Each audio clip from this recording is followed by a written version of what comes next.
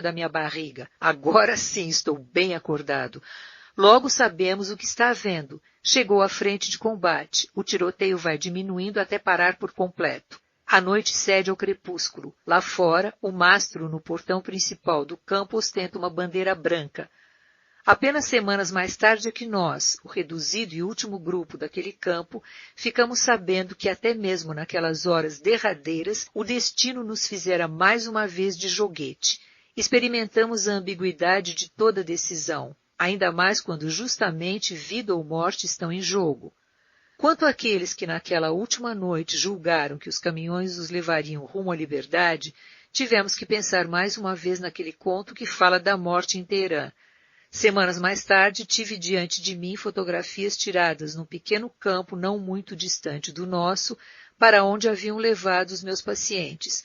Trancaram-nos em barracões que foram incendiados. As fotografias mostravam os cadáveres semi-carbonizados.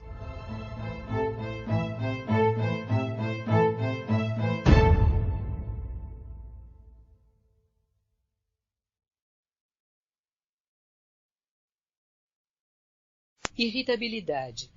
Até aqui descrevemos a apatia, a dessensibilização do íntimo que toma conta do prisioneiro durante sua estada no campo de concentração, fazendo sua vida psíquica baixar de modo geral a um nível mais primitivo, tornando-o objeto do destino ou do arbítrio dos guardas, destituído de vontade, tanto que ele acaba cheio de medo de tomar nas mãos seu destino, ou seja, de enfrentar decisões. A apatia tem ainda outras causas e não pode ser entendida apenas como um mecanismo de autodefesa da alma, no sentido mencionado.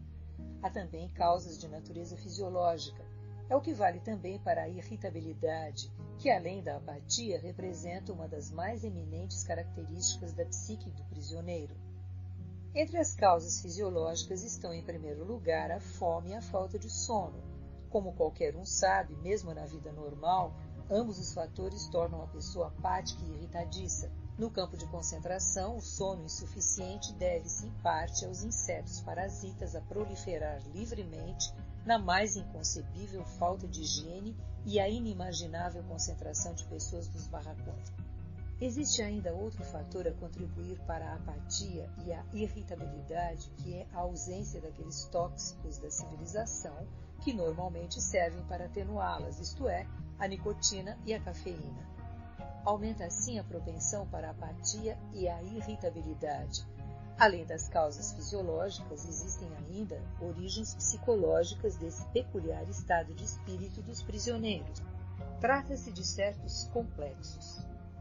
É compreensível que a maioria dos prisioneiros seja atormentada por uma espécie de sentimento de inferioridade. Antes, cada um de nós havia sido alguém, ou ao menos julgava sê-lo. Agora, no entanto, é tratado literalmente como se fosse um ninguém. Não há dúvida de que o amor próprio, quando ancorado em áreas mais profundas e espirituais, não pode ser abalado pela situação do campo de concentração. Mas quantas pessoas, quantos prisioneiros possuirão um sentimento de autoestima tão bem firmado? Mesmo sem refletir muito sobre isso, sem que se conscientize disso, é natural que o prisioneiro mediano se sinta totalmente rebaixado. Na verdade, essa experiência somente se fazia sentir diante do contraste evidenciado na peculiar estrutura sociológica do campo de concentração. Refiro-me àquela minoria de prisioneiros que passava, bem dizer, por gente importante, os capos e os cozinheiros, os chefes de depósito e os, entre aspas, policiais do campo. Em todos eles havia uma compensação do sentimento primitivo de inferioridade. É que estes não se sentiam rebaixados de maneira alguma, como a maioria dos prisioneiros comuns, mas sentiam-se como arrivistas. Alguns desenvolviam até um delírio de César em miniatura.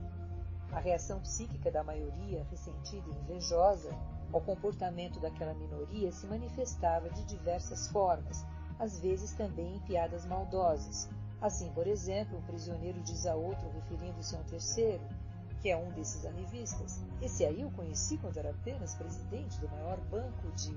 Agora ele se promoveu a capo." Sempre que essa maioria dos rebaixados e a minoria dos arrivistas entravam em conflito, explodia a irritação, que logo chegava ao auge. Para esses encontros conflitivos havia oportunidades mais que suficientes na vida do campo de concentração. a começar pela distribuição de comida. A irritabilidade, de cujas origens fisiológicas diversas falamos acima, acaba por se potenciar com o acréscimo das causas psicológicas constituídas pelos complexos carregados de sentimentos de todos os envolvidos. Já não causa surpresa que o acúmulo assim originado acabe em pancadaria entre os prisioneiros. Aquele reflexo que, a partir de uma sensação de raiva, se extravasa no golpe físico, já está basicamente pré-condicionado pelos frequentes espancamentos que o recluso testemunha a todo instante. Eu mesmo passei repetidas vezes pela experiência de sentir a mão solta, prestes a perder o controle, quando, faminto e tresnoitado, era cometido de raiva súbita. Entre outras razões, eu estava tresnoitado porque, durante determinado período, pudemos fazer fogo para aquecer o nosso barracão de chão batido que servia de galpão de tifo, e precisávamos cuidar que não apagasse o fogo no fogareiro durante a noite. Aqueles entre nós que ainda estavam em condições relativamente boas eram obrigados a participar de um serviço noturno destinado a atender ao fogão. Apesar de tudo, foram horas das mais difíceis as que vivi quando, em plena noite, enquanto os outros dormiam ou deliravam de febre, eu me estirava no chão batido frente ao pequeno fogão do barracão, cuidando do fogo naquelas horas do meu turno, assando umas batatas furtadas nas brasas do carvão, igualmente furtado. Porém, tanto mais tresnoitado, apático e irritadiço a gente se sentia no outro dia. Na época, eu trabalhava como médico no setor de tifo pouco antes da nossa libertação e tinha que substituir ainda o chefe de bloco que estava doente. Consequentemente, eu era responsável perante a administração do campo pela higiene no barracão, na medida em que se podia manter qualquer higiene naquelas circunstâncias. A pretensa inspeção periódica do barracão tinha por objetivo não verificar as condições higiênicas, mas sim nos torturar. Mais alimento ou um pouco de medicamento teriam dado efeito, mas o que lhes importava era apenas que não houvesse uma palhinha no corredor e que os esfarrapados, encardidos e empiolhados cobertores dos enfermos apresentassem um alinhamento perfeito ao pé da cama. Uma vez anunciada a inspeção, eu tinha que cuidar que o chefe ou subchefe do campo de concentração, ao enfiar a cabeça pela porta do nosso barracão para dar uma espiada em seu interior, não percebesse sequer uma palha nem resto de cinza na frente do fogão, etc. A inspeção não se importava com a sorte das pessoas que habitavam aquele buraco. Importante era que eu tirasse da cabeça raspada o barrete de prisioneiro, batesse os calcanhares e anunciasse em tom marcial: barracão de enfermaria VI/9, 52 doentes de tifo exantemático, 2 enfermeiros, 1 médico. E já iam embora os inspetores. Mas até que eles viessem, e costumavam vir muitas horas depois de anunciado, ou simplesmente não vinham, até que eles viessem eu me via forçado a ficar constantemente arrumando cobertores, catando palhas que caíam dos catres e, para completar, ralhar com os pobres diabos que quisessem comprometer no último momento toda aquela ordem e limpeza aparentes. Pois a apatia e insensibilidade ainda mais acentuadas nos acometidos de febre os faz reagir apenas quando se grita com eles. Mas até isso muitas vezes não adianta, então é preciso controlar-se com maior esforço para não acabar batendo em alguém. Esse descontrole pode ocorrer facilmente, pois a própria irritabilidade aumenta desmedidamente face à apatia dos outros, e mais ainda diante do perigo em que ela coloca a gente, quando de uma inspeção iminente.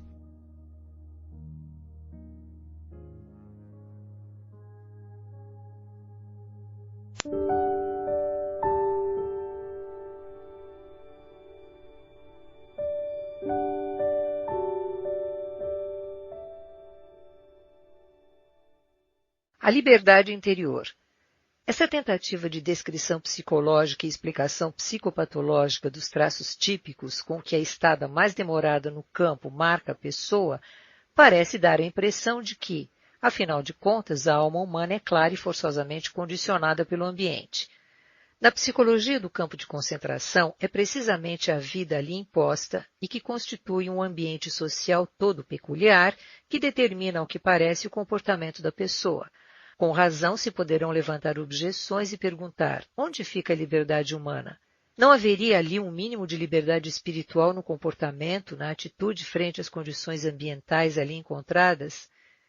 Será que a pessoa nada mais é que um resultado de múltiplos determinantes e condicionamentos, sejam eles de ordem biológica, psicológica ou social? Seria a pessoa apenas o produto aleatório de sua constituição física, da sua disposição caracterológica e da sua situação social? E mais particularmente, será que as reações psíquicas da pessoa a esse ambiente socialmente condicionado do campo de concentração estariam de fato evidenciando que ela não pode fugir das influências dessa forma de existência às quais foi submetida à força?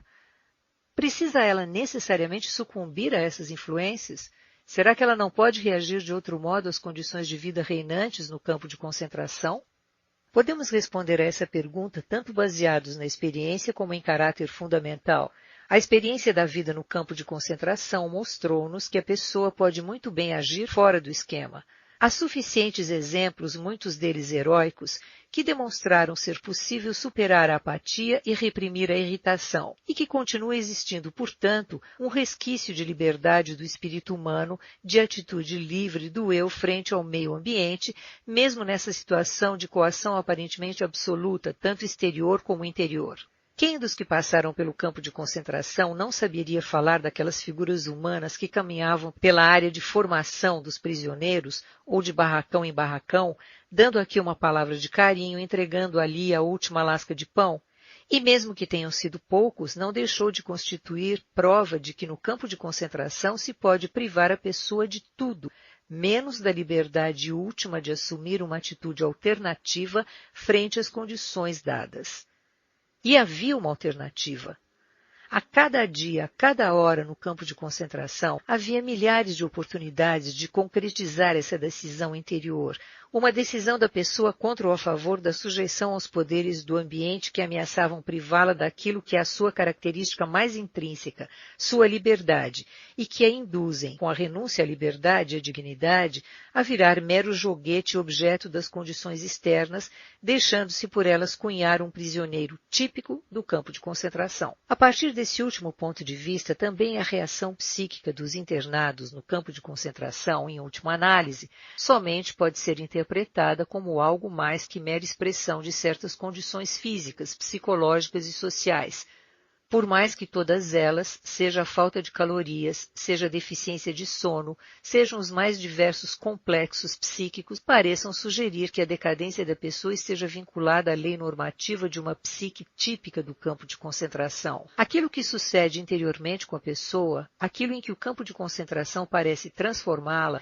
revela ser o resultado de uma decisão interior. Em princípio, portanto, toda pessoa, mesmo naquelas circunstâncias, pode decidir de alguma maneira no que ela acabará sendo em sentido espiritual, um típico prisioneiro de campo de concentração ou então uma pessoa que também ali permanece sendo ser humano e conserva sua dignidade. Dostoiévski afirmou certa vez: temo somente uma coisa, não ser digno do meu tormento. Essas palavras ficavam passando muitas vezes pela cabeça da gente quando se ficava conhecendo aquelas pessoas tipo mártir, cujo comportamento no campo de concentração, cujo sofrimento e morte testemunham essa liberdade interior última do ser humano, a qual não se pode perder. Sem dúvida, eles poderiam dizer que foram dignas dos seus tormentos.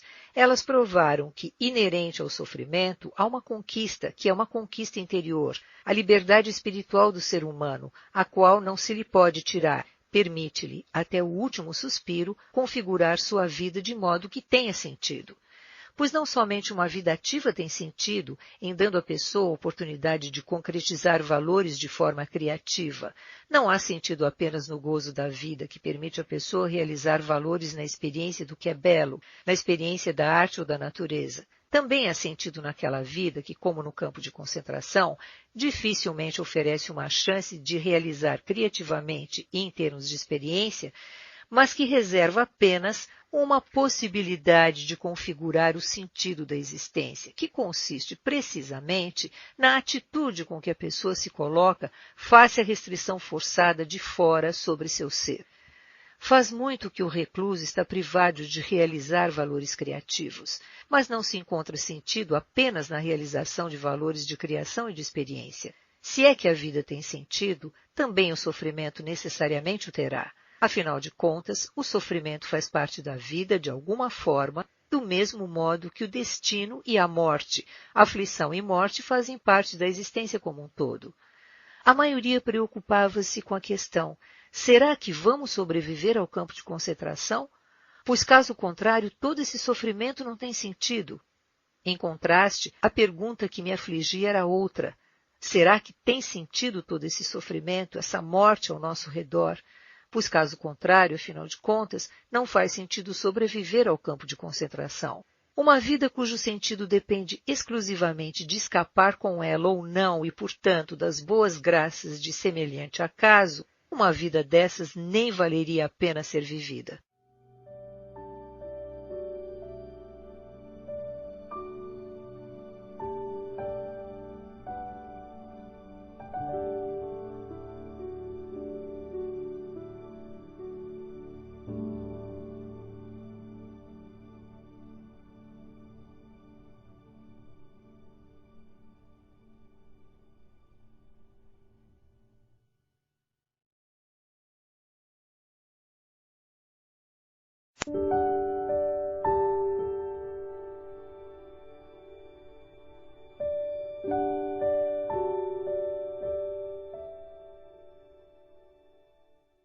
O destino, um presente. Pela maneira com que uma pessoa assume seu destino inevitável, assumindo com esse destino todo o sofrimento que se lhe impõe, revela-se mesmo nas mais difíceis situações, mesmo no último minuto de sua vida, uma abundância de possibilidades de dar sentido à existência. A pessoa pode permanecer corajosa e valorosa, digna e desinteressada, ou, na luta levada ao extremo pela autopreservação, pode esquecer sua humanidade e acabar tornando-se por completo aquele animal gregário, conforme nos sugeriu a psicologia do prisioneiro do campo de concentração. Dependendo da atitude que tomar, a pessoa realiza ou não os valores que lhe são oferecidos pela situação sofrida e pelo seu pesado destino.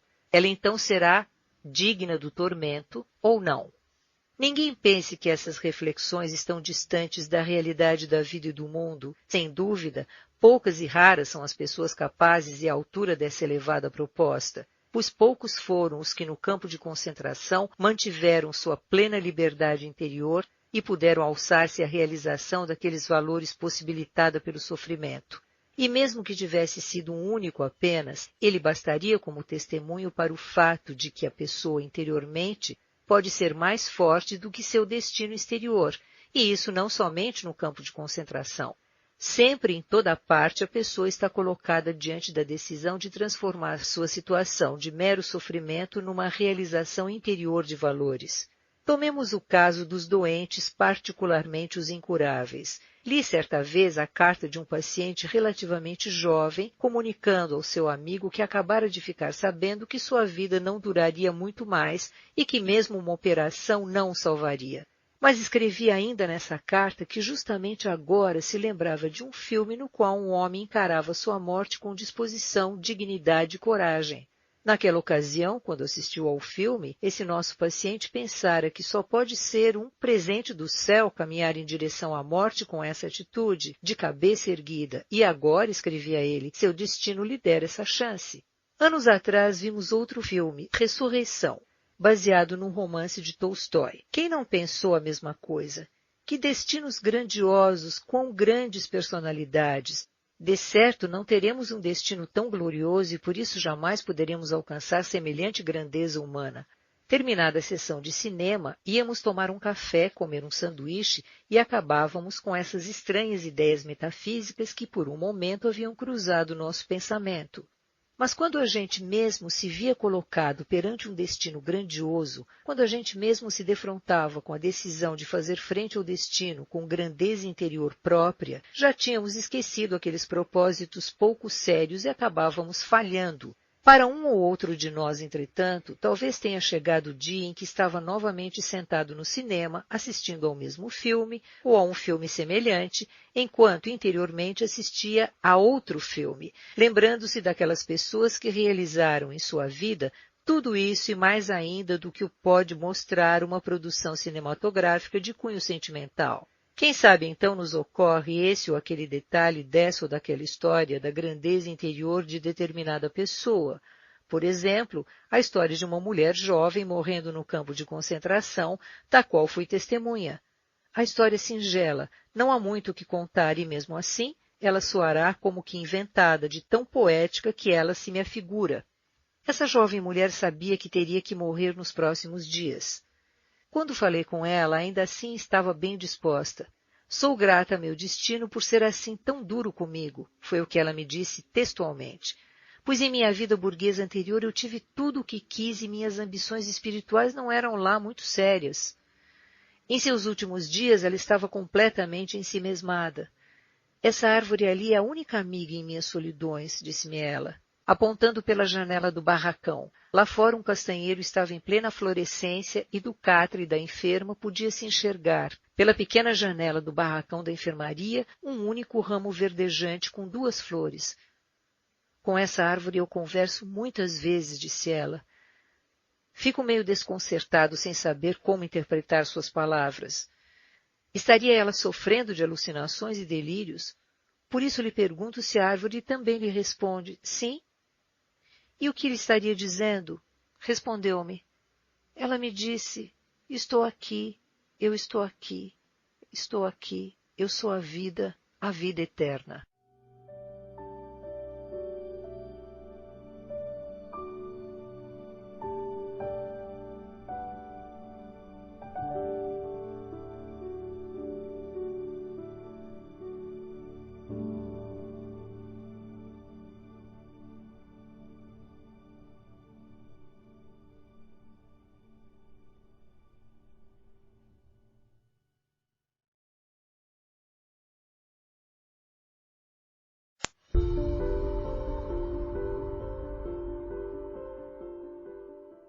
Análise da existência provisória.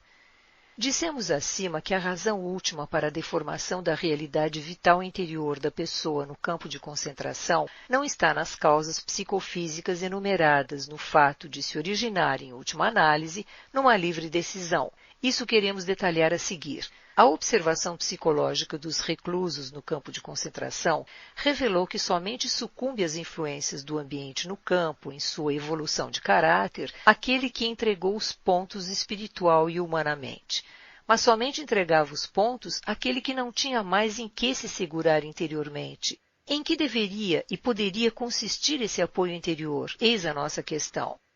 Os relatos e as descrições de casos vividos por ex-prisioneiros concordam em que o mais deprimente era o fato de o recluso geralmente nunca saber quanto tempo ele ainda teria que passar no campo de concentração. Ele não conhece o prazo para a libertação. Isso se entrava em cogitação, o que não acontecia no nosso campo, era tão indeterminado que, na prática, a duração do confinamento não só era impossível de conhecer, mas podia ser considerada ilimitada. Um conhecido pesquisador na área de psicologia apontou certa vez para o fato de que a forma de existência no campo de concentração poderia ser caracterizada como uma existência provisória. De nossa parte, precisamos complementar essa caracterização dizendo que a existência do prisioneiro em campo de concentração pode ser definida como provisória sem prazo. Ao chegar a um campo de concentração, os recém-internados geralmente pouco sabiam sobre as condições ali vigentes. Os que voltavam tinham que se calar, e de certos campos jamais alguém regressara. Ao pôr os pés no campo, entretanto, alterava-se o cenário interior. Com o fim da incerteza também já chegava a incerteza do fim. Não se podia prever quando chegaria ao fim essa forma de existência, se é que jamais sucederia. Como se sabe, o termo latino finis tem 2 significados, fim e meta. A pessoa cuja situação não permite prever o final de uma forma provisória de existência também não consegue viver em função de um alvo. Ela também não consegue mais existir voltada para o futuro, como faz a pessoa numa existência normal. Concomitantemente, altera-se toda a estrutura de sua vida interior. Começam a aparecer sinais de decadência interior, como os conhecemos também de outras áreas de vivência. Numa situação psicológica idêntica, encontra-se, por exemplo, o desempregado. Também sua existência se tornou provisória e também ele, de certo modo, não pode viver voltado para o futuro, em função de um alvo nesse futuro. Pesquisas psicológicas sistemáticas junto a mineiros desempregados permitem analisar os efeitos desse modo deformado de existência sobre a percepção do tempo, sobre o tempo interior ou tempo de vivência, como se o denomina na psicologia. No campo de concentração era assim. Um breve período de tempo, por exemplo, um dia, preenchido por incertezas e violências a todo momento, parecia interminável. Um período mais longo, entretanto, digamos uma semana, preenchido com a monotonia diária, parecia transcorrer com rapidez incrível. E meus companheiros sempre me davam razão quando dizia, no campo de concentração, um dia demora mais que uma semana. Tão paradoxal era essa percepção estranha do tempo.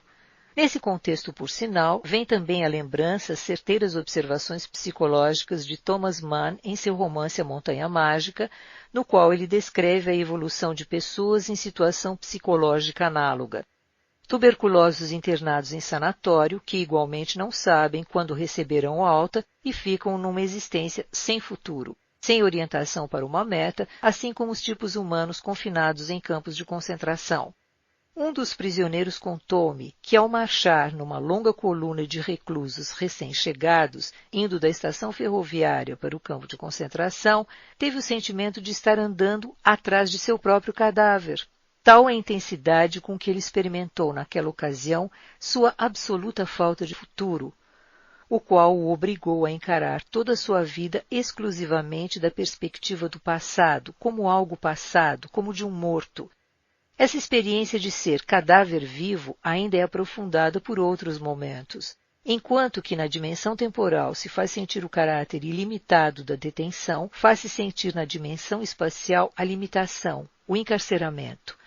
Aquilo que se encontra do lado de fora do arame farpado muito cedo parece inacessível e finalmente real de certo modo. Os acontecimentos lá fora, assim como as pessoas e toda a vida normal fora do campo, assumem um aspecto de certa forma fantasmagórico para aquele que está dentro do campo de concentração. Na medida em que essa pessoa puder lançar um olhar para fora, a vida ali será vista por ela como que por um falecido que olha do além para este mundo. Em relação ao mundo normal, o recluso, com o tempo, se sentirá como se tivesse desaparecido para este mundo.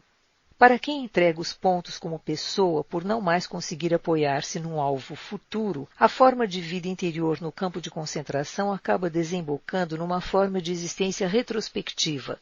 Dessa tendência de voltar para o passado já falamos em outro contexto. Ela se presta para a depreciação do presente com seus horrores. Ocorre, porém, que a depreciação do presente da realidade circundante implica certo perigo. Isso porque podem ser facilmente esquecidas as possibilidades de influência criativa sobre a realidade, as quais não deixam de existir também no campo de concentração, como ficou demonstrado em diversos exemplos heróicos. A desvalorização total da realidade, oriunda da forma provisória de existência do recluso, acaba seduzindo a pessoa a entregar os pontos completamente, a abandonar-se a si mesma, visto que, de qualquer forma, tudo está perdido. Essas pessoas estão se esquecendo de que muitas vezes é justamente uma situação exterior extremamente difícil que dá à pessoa a oportunidade de crescer interiormente para além de si mesma. Em vez de transformar as dificuldades externas da vida no campo de concentração numa prova de sua força interna, elas não levam a sério a existência atual e depreciam-na para algo sem valor real. Preferem fechar-se a essa realidade, ocupando-se apenas com a vida passada. A vida dessas pessoas acaba se desvanecendo, em vez de alçar-se a um ponto alto justamente sob as dificuldades extremas da reclusão, para o que, em princípio, haveria chance. Naturalmente, são poucas as pessoas capazes disso, mas elas conseguiram, mesmo no fracasso exterior e mesmo na morte, alcançar uma grandeza humana que antes, em sua existência cotidiana, talvez jamais lhes tivesse sido concedida. Para os outros, entretanto, para nós, do tipo médio e frouxo, passava a valer a advertência de Bismarck: a vida é como estar no dentista. A gente pensa que o principal ainda vem, quando na realidade já passou. Variando um pouco, poderíamos dizer que a maioria das pessoas no campo de concentração acreditava ter perdido as verdadeiras possibilidades de realização. quando na realidade elas consistiam justamente naquilo que a pessoa fazia dessa vida no campo, vegetar como os milhares de prisioneiros ou, como uns poucos, vencer interiormente.